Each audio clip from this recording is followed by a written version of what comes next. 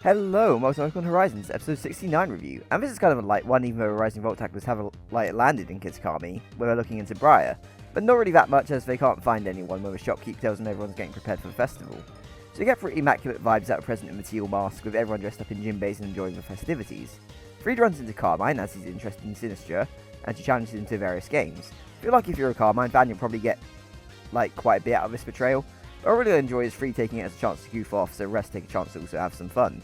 The real plot of this episode is how Roy and Crocalor get body swapped by a synchro machine. Some old guy found that and doesn't know what it is and what it does, and Roy and Crocalor accidentally figure it out, getting stuck in each other's bodies. Of all people in the Horizons cast, I think this is probably the best it happened to these two, as their bond is so strong that it just makes for really fun antics. And they're not trying to seem suspicious, they're pretty good at acting as the other. Also, I don't know how Crocalor as Roy's body seems so sweet, but he makes Roy look very wholesome. Seeing Crocalor run off after they can't swap back bodies because he smells something good, and Roy has to adapt to a different body and learn to run on fours like Crocalor does, is interesting, and getting the appreciation of how Crocalor sees the world is really nice. I think it's also refreshing after having a series of talking Meowth, having people react to a speaking Pokemon one they've never experienced before is quite nice. Of course, Dot and Liko are surprised, and they have to play it off big time when Roy accidentally talks around Murdoch, which is quite funny. Also, in the meantime, Fried has been absolutely smoking Carmine so bad in games that she challenges him to a battle. She goes just as well as you can expect with Carmine, and she gets smoked again. I thought it was quite sweet how Molly was helping out a bunch of kids with first aid as their geeses have been hurting their feet. So you can play off Molly asking if Roy's Crocalor is talking by having Crocalor saying Gator.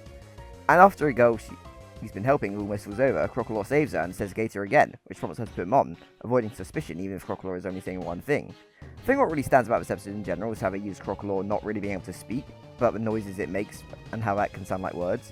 Definitely interesting use of the language, and I wonder how that would even be translatable for the dub.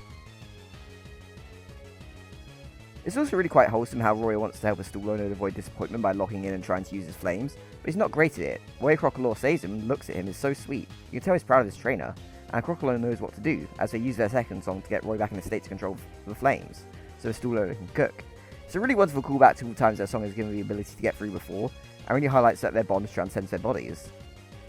The old man who had the synchro machine has repaired it, and they managed to swap back finally, and we tease Liko and Dot wanting to do it, but the machine breaks again, but for good, which is probably for the best. As they wind down for the night, Carmine comes to challenge Fried again, but they dismiss it because they need to find Briar, and that's when we find out that she's Carmine's teacher and at the crystal pool. Of course they need permission to go up there as the caretaker gives it to them, and it turns out the girl who Crocalor helped is the daughter of a caretaker who has earned their permission. And by the way, I completely forgot that she's actually an NPC in the game. Always good to see little characters like that get a little role in the show, and brings the body swap back into the main plot. So yeah, it was really nice. I don't really think this is really a crazy essential episode or anything, just really reasserting the strength of Roy and Crocalor's bond and having a chance to engage with some of the DLC content. It's a very good, feel-good episode, it's a really good time, but yeah, it's not really like some essential big plot one, you know?